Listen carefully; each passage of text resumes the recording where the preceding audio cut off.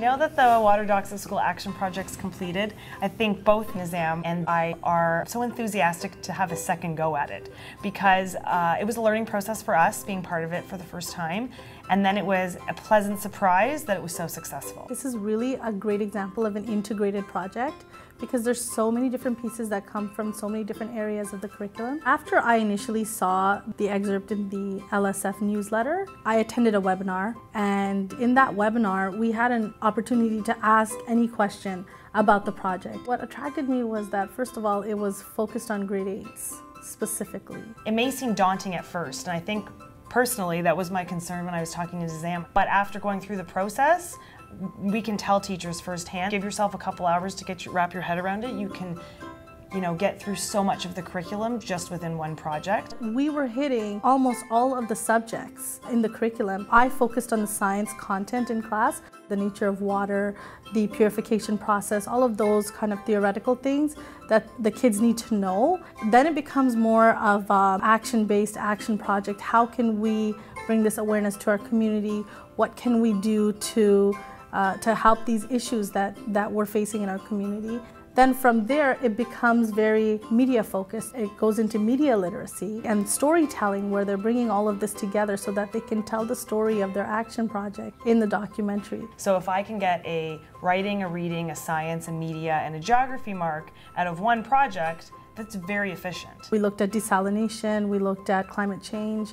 It addressed expectations in the systems in action strands. It also addresses a bunch of the expectations in the fluids strand of science. There was a significant amount of math, collecting the data. They were doing inquiry, so they were comparing data from before their project and after their project. They were presenting the data using, graphs and charts. There was the language portion, there was writing, there was a lot of reading, of course, related to the research. There was geography. We do a lot of social justice. We want the students kind of taking leadership initiatives, going into the community, creating projects kind of from its grassroots. From a teaching perspective, I loved that they were able to start right from the research portion, right into action research, and then on to creating a documentary. It was a rich project that allowed you to draw from so many different areas of the curriculum and then give back to all of those areas. In terms of the media curriculum, it's really useful in the delivery of a message and evaluating your audience. So for the students to be able to understand, this is our message, how can we effectively get it across? And how can we do so in a way that's going to then create change? A teacher, a parent would love for their child to use social media in a constructive way, which is to promote local water issues. So Instagram, Facebook, Twitter, all of those were venues where they were able to promote.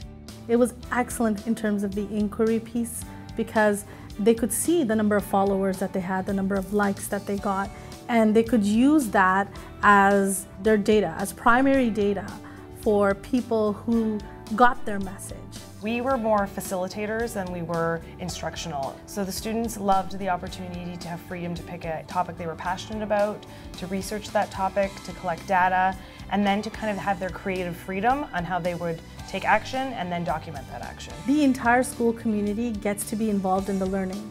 So the grade 8s are doing the action projects, but their target is the school and the community that surrounds the school. We talk to the grade 8s all the time about being role models. They're the oldest in the school, everyone looks up to them, they have many younger siblings. So this is really an opportunity for them to be doing something very positive. It was so student-led, like they were evaluating themselves and seeing, okay, you know what, this piece is missing.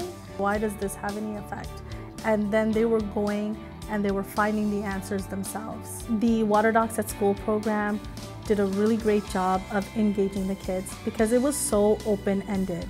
It was structured in terms of what the product they had to produce, but everything in between was up to them. So we didn't really have to engage them because they were picking the things that were engaging them. They also got a lot of freedom on working towards their strengths. If I'm a leader, I'm going to be the project manager. If I am artistic, I'm going to work on the art portion of it. No one was left out. One of our highlights was getting to go down to Hot Docs to watch the documentaries, and suddenly they got to be part of a much bigger community. And then when we went to the AGO and they got to watch their movie being previewed with the winning Water Documentaries video, they were like, wow, we were part of something. To have filmmakers at the AGO turn to them and say, you guys made that? Like, that's incredible.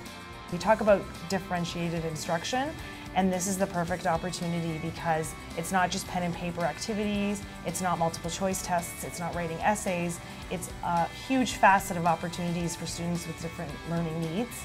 And those are the students that we really were able to reach in this project. The biggest thing that they learned from this project is that they can affect change. They can change people's attitudes and their behaviors so that moving forward, a lot of these problems that we see in our environment, they can actually help find solutions to those problems.